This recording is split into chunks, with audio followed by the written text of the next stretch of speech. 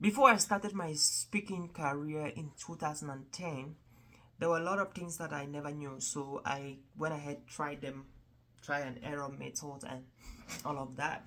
But before my eyes were opening, there were some mistakes that I've made already. And the best thing for me to do to correct myself was just to pivot and to keep on going. And I want to share with you 3 mistakes that if you do, you can cut off very, very, very early from your speaking career.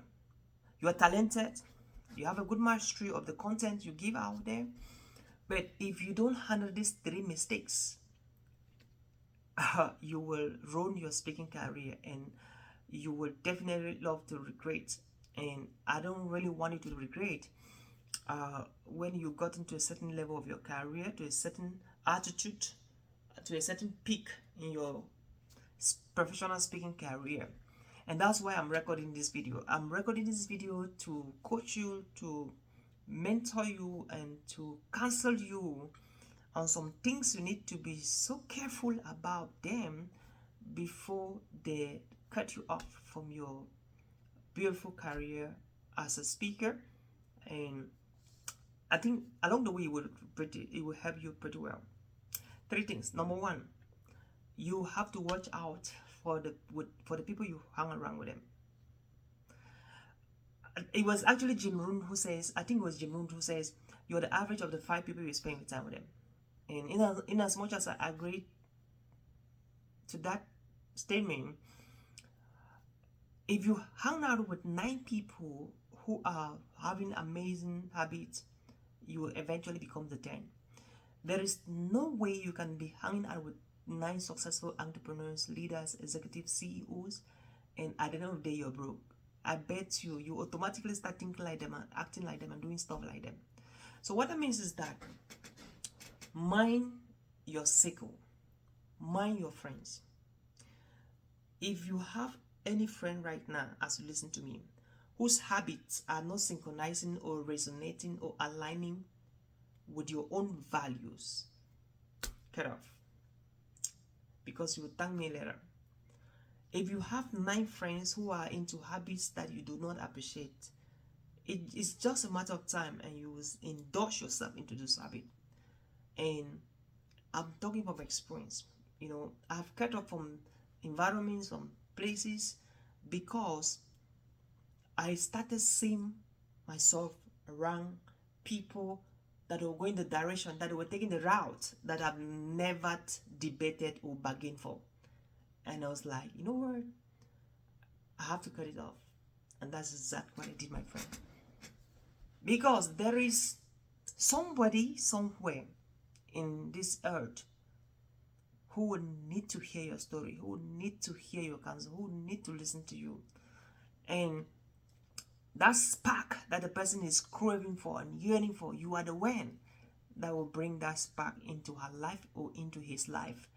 And come to think about, if you allow yourself to be toasted or toast left or right by some companies that are not going your route, what do you think will eventually happen to that person who is eagerly somewhere in one part of the world, be in Singapore, in Germany, in South Africa, in United States here?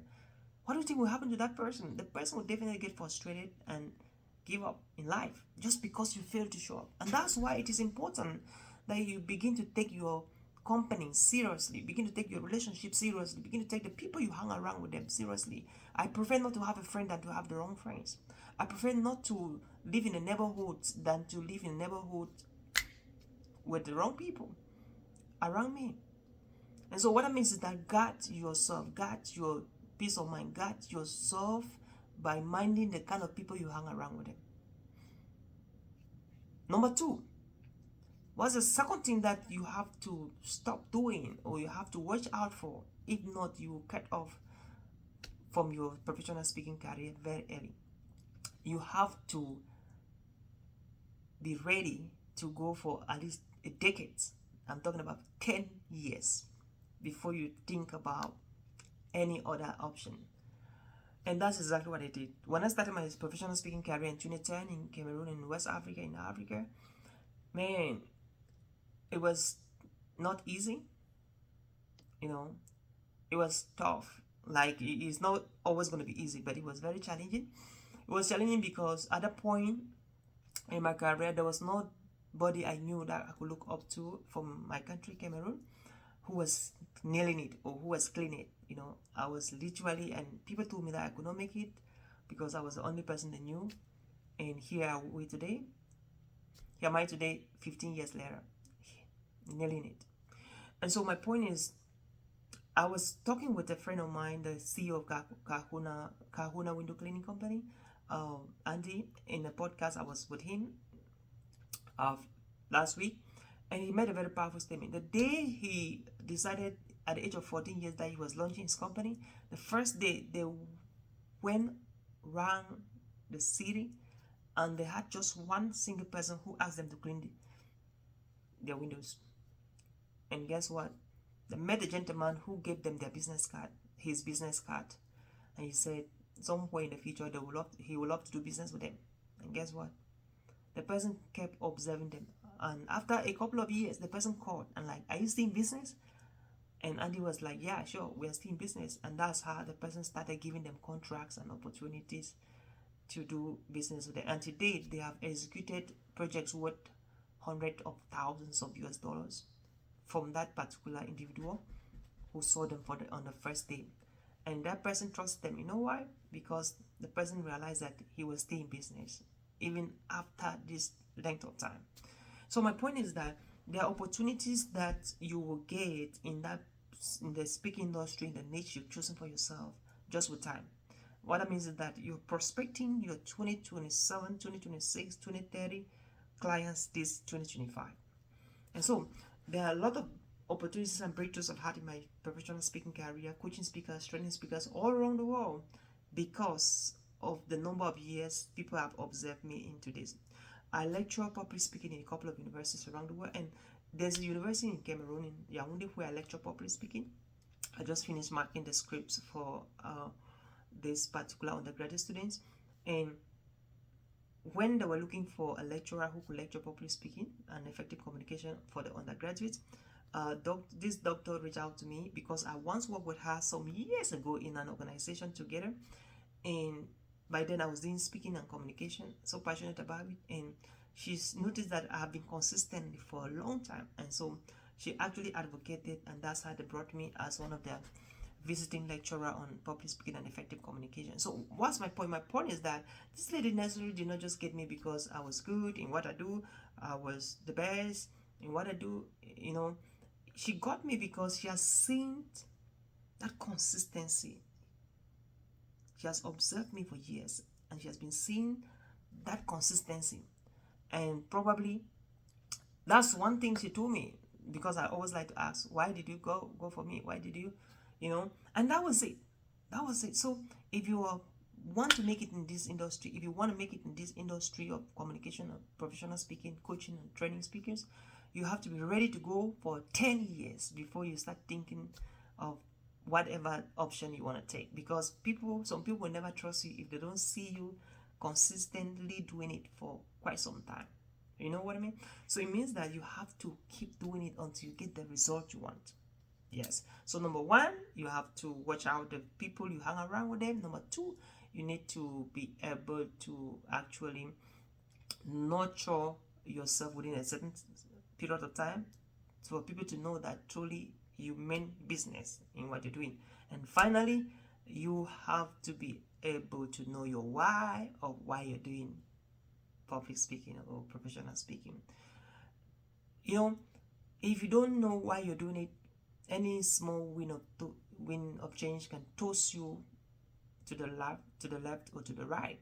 Yeah, because it is so funny to see how people jump into careers because they want to imitate others, they want to copy others, because we're in the same high school, we're in the same university, and after graduation, now that I'm doing this, you want to do it. Now that you're doing that, I want to do it. No, that's not how life operates. That's not the modus operandi of life.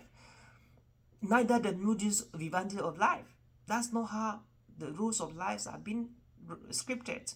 What that means is that Do things you're passionate about them. Do things you feel like you're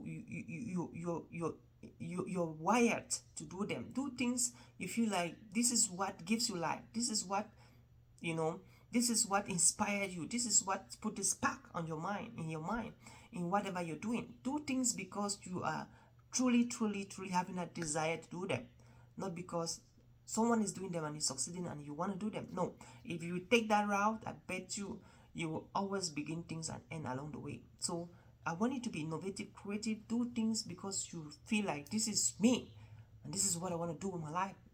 And so when you do it that way, you have a strong why you're doing that. So you don't jump into professional speaking. You want to make a living and a career from speaking because others are doing it well, or because Oliver is doing it so well. You want to do it because Vose Temokwai is doing it so well. You want to do it because Les Brown did it so well. You want to do it. No, do it because this is you. It is you, and you are it. And that is when you can make it. That's when you can make a big difference. That's when you can create an impact. And that is it. So when you're thinking about these three mistakes that can cut you off from your speaking career, the first one that could probably come to your mind is watch out for your environment, the people you hang around with them, because there are people you don't have to do business with them because of their values, because they can actually jeopardize your chances and that can play negatively on your character and your integrity. You don't want to lose that, because once you lose your character, once you lose your integrity, I bet you're out of business. People will never ever trust you. No matter how competent you are, you're out of business. So you want to protect and watch your integrity and character. And for that to happen, choose wisely the people you do business with them. And again, you have to be able to put in 10 years, a decade, all right, a decade first before any other thing. And finally, you got to be able to make sure that you are into the business of public speaking because you know why you are into it, not just because somebody was doing it and you jump into doing it. And that's it, my friend. So if you can practice these three things and avoid yourself from these mistakes, these errors, I bet you have a very beautiful career as a professional speaker, and your legacy would last the test of time. So and generations upon generations will come to observe your footprints in the sun of their generations, and life will never remain the same. So that was it. That was what I got for you. And until we meet again, I'm looking forward to see you at the top. Cheers.